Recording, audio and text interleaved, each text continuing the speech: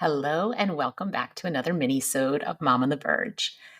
We're going to do a meditation today, but before we get started, I wanted to let you know that I have a new free offering. We often talk about journaling on this podcast and how impactful journaling can be for self-discovery. And so I decided to create a small journal, just 3 journal prompts with some related activities to help you move closer to your dharma, to your soul's purpose. If you've been listening for a while, you know I'm very passionate about people following their soul's purpose and finding ways of inserting it into their everyday life. Because I think it's how we live our best lives, how we feel the most lit up and excited by life, how we can have the most positive impact on those around us and the world at large. It's how we can feel less anxiety in our life, less depression, more ease.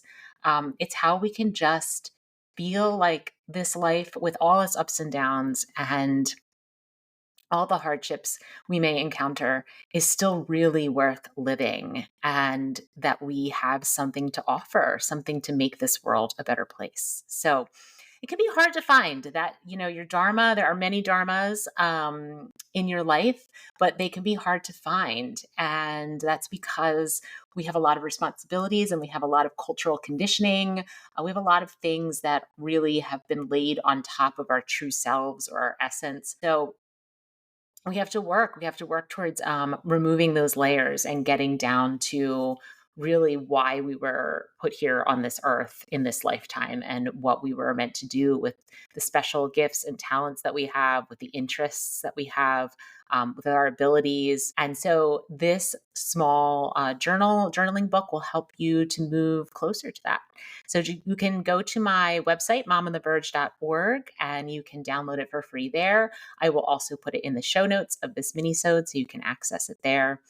And if you want to move closer to your dharma, if you do the workbook and you think, gosh, I want to dive deeper into this, then go to my website, book a discovery call, and we can talk. It's free. We'll just chat about where you are right now and where you want to be, and how I can potentially help to get you there. Okay, so this meditation we're doing today is on grief. And I originally developed this particular meditation for my colleagues at work. As you know, I'm also a nurse. In the healthcare system, we deal with grief a lot, the grief of others, but our own grief as well. And so that's what I originally designed this meditation for. But then, upon further reflection, I thought, we all deal with grief in many different ways. And I did an episode on ambiguous loss with a therapist, a specialized grief therapist. I will link the episode in the show notes. But that was a really great episode. I highly recommend going back and listening to the ambiguous loss episode, because she talks about how we all experience grief throughout our lives in many different ways, and in ways that we often don't recognize that we are experiencing grief. And because we may not recognize that's what we're experiencing, we just know that we're uncomfortable for some reason. We distract ourselves and we do all kinds of things to get out of that feeling of discomfort, but we don't actually process the emotion and recognize it for what it is and validate it for what it is, which then allows us to move past it, right? That's how we move past our really difficult emotions, is by allowing ourselves to feel them and to validate them, and to have them be witnessed by ourselves, maybe by others. And so I wanted to do this meditation for you today to allow you to do that, allow you to take some time to sit with some grief that's sitting around in your body, because that's where we hold all of our emotions, including grief, is in our body, and needs to be moved out. It needs to be cleared out, because when it gets stuck, we can actually experience physical symptoms like nausea, headaches, fatigue. We can have changes in our sleep pattern. We can get sick frequently. It can impact our immune system. We can have brain fog. We can have physical pain in areas like neck pain, shoulder pain, stomach pain, back pain, hip pain. It can really just get lodged somewhere in our body, and we need to allow it to move out. And there's many different ways of doing that. Breath work is actually a really great way of moving grief out of the body. Yoga practice is another really wonderful way, like the asana practice, the physical motion practice.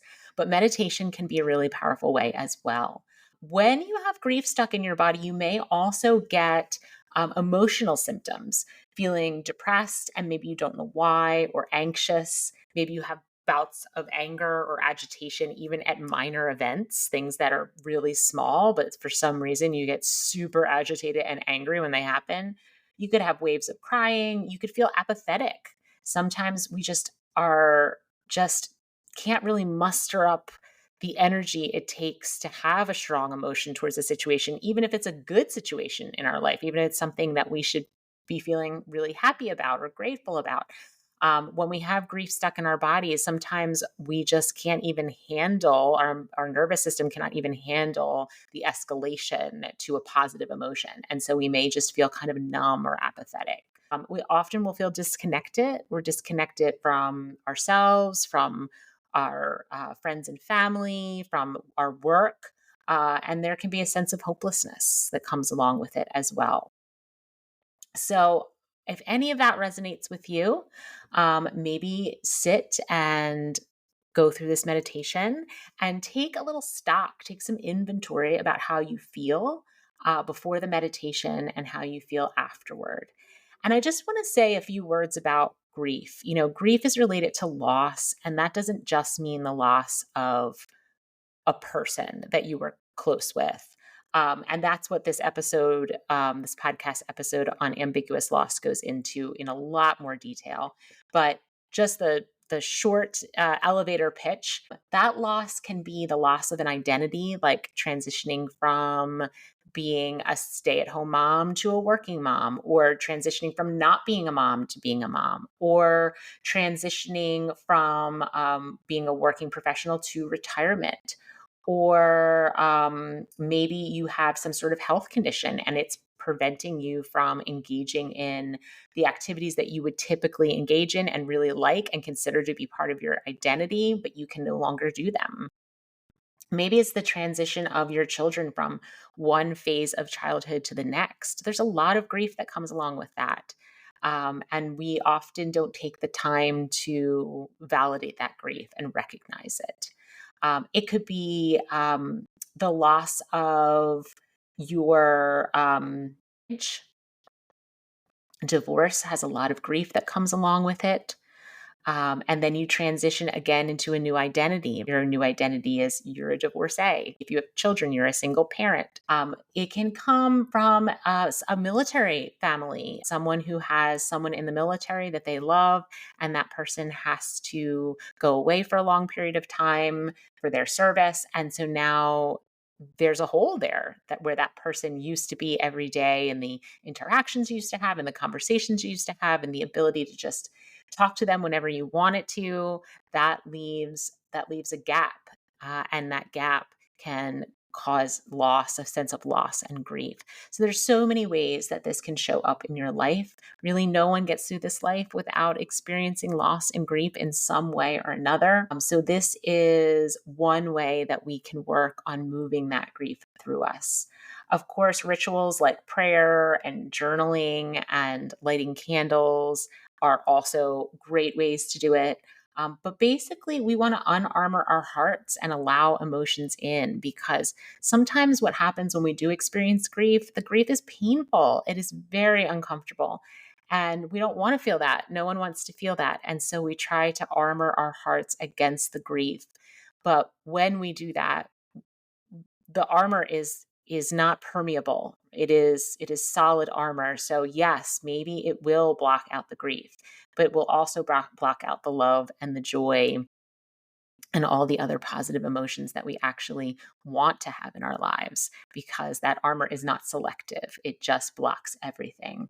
So we really want to take that armor off so that we can feel and process the grief, but also be able to feel all the wonderful emotions in life that we want to feel.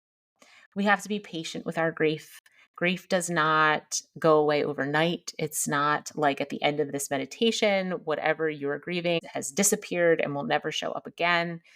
This is a journey and a process, and over, we have to allow ourselves to recognize it, to feel it, to validate it, and then to move on with the rest of our day. It can come in waves, and that's okay. It's all normal and it's all okay. The only time it's not okay is when we don't allow it to come, when we say, no, I can't handle this, because then it just builds up in our body and causes some of those things that we were talking about earlier.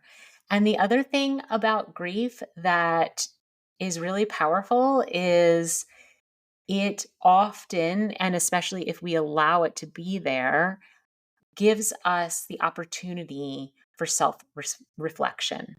We spend time thinking about what the loss meant to us and why we're feeling it so deeply and what we can learn from it. And it can really help us to redefine or clarify our values and then reorganize our life so that our life is in alignment with our values. So there are actually really beautiful side effects or benefits to grief, but we have to allow ourselves to feel the grief before we can self-reflect and learn from it and move on. So, taking a second to do what we always do when we begin a meditation, and that's just to get into a comfortable position, sitting up somewhere or lying down, getting into that position that you feel you can hold for the next 10 or so minutes, and settling into our bodies. So, wherever you are, whether you're seated or lying down, I invite you to close your eyes and then take 3 deep breaths, inhaling through the nose and exhaling through the mouth. Don't be afraid to make some noise on those exhales. Inhaling through the nose again and exhaling through the mouth, long and slow, taking your time. Inhaling through the nose and exhaling through the mouth. Maybe feeling just a little tension slip away on each of those exhales. Once you've completed your third round of cleansing breath, you can just return your breathing to normal and take some time to find your breath in your body. Find the sensation. What does it feel like for you today? And just keeping your awareness on your breath, knowing that it will often slip away, and that's okay. When you recognize you've wandered, just coming back to the breath without judgment, just allowing the mind to do what the mind does. Grief and trauma lives in our body, and it drains us of our energy and vitality. But it can also be a tremendous teacher. It invites us to delve deeper into ourselves and into our life. It can help us gain clarity, purpose, and foster gratitude.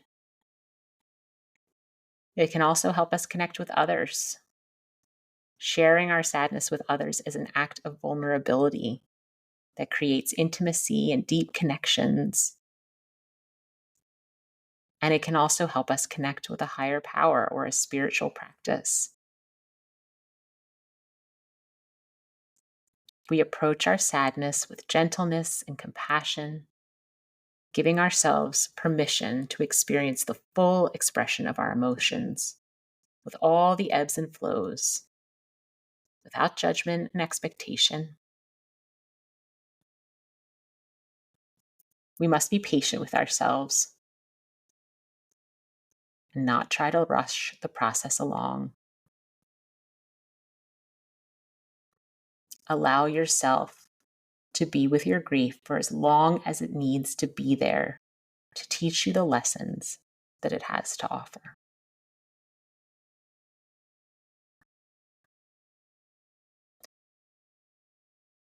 Bring your awareness to your root chakra. The root chakra is located at the base of your tailbone. So just place your attention at the base of your tailbone and imagine a hollow cord from the base of your spine to the center of the earth, where all energy is neutralized or transformed. This cord can be turned on and off by a switch. When it's on, it creates a subtle vacuum, pulling any energy that needs to be moved out of your body to be neutralized down to the center of the earth. When you are ready, imagine yourself turning your cord on and releasing anything you are ready to let go of. Sadness, anger, fear, guilt, frustration. Let them all go down the cord. You can imagine them as a color if that's helpful. You can imagine they have a certain texture, shape, or temperature. But feel them moving from the top of your head all the way down to the cord and out of your body to the center of the earth.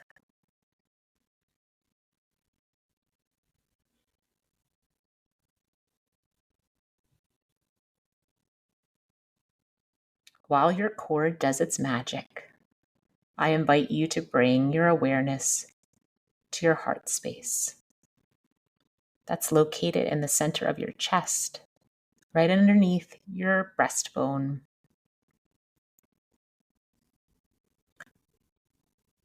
And thinking about the thing that you are grieving at this moment, bring some curiosity about how sadness feels in your body. Is it heavy or light? Does it have a color or shape?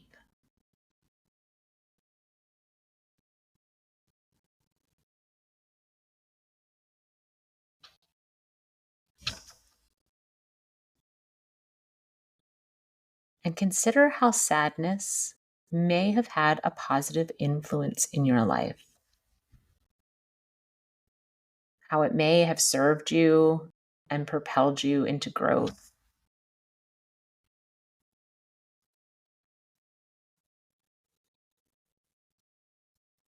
And maybe even saying thank you to your sadness for the lessons it has taught you.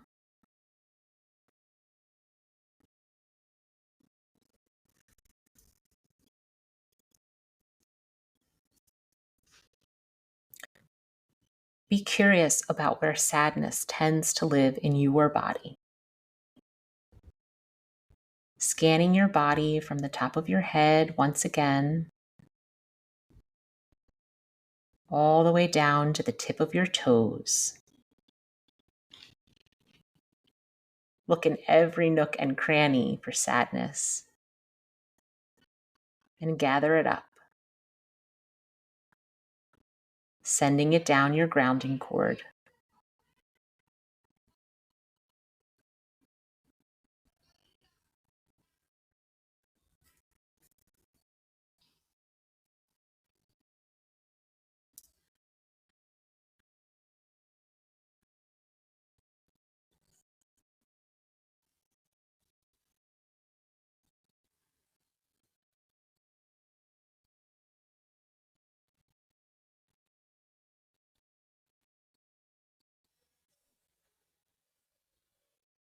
Visualize or simply just intend for any remaining sadness that is no longer serving you to travel down the cord.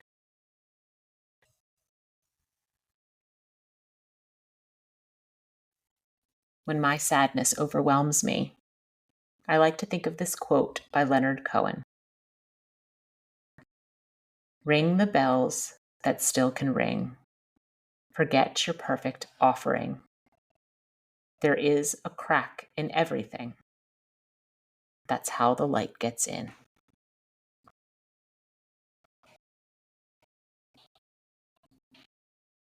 Now turning off your grounding switch and coming back to your breath.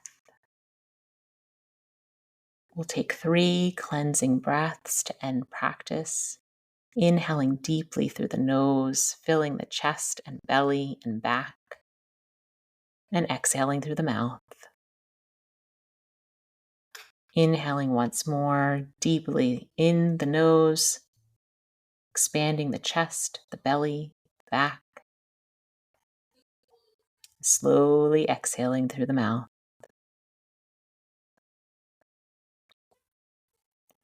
One last deep inhale through the nose, as deep as you can go. This is your last one. And then sighing it all out, letting it all go. Thanking the earth for its ability to transform and transmute our pain. And thanking yourself for being willing.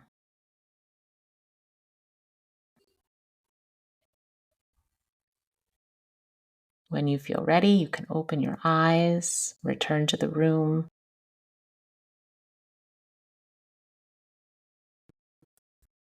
And just notice how you feel. Namaste, my friends. In deep gratitude for being with me here today. I hope you found this practice helpful. And we will talk soon.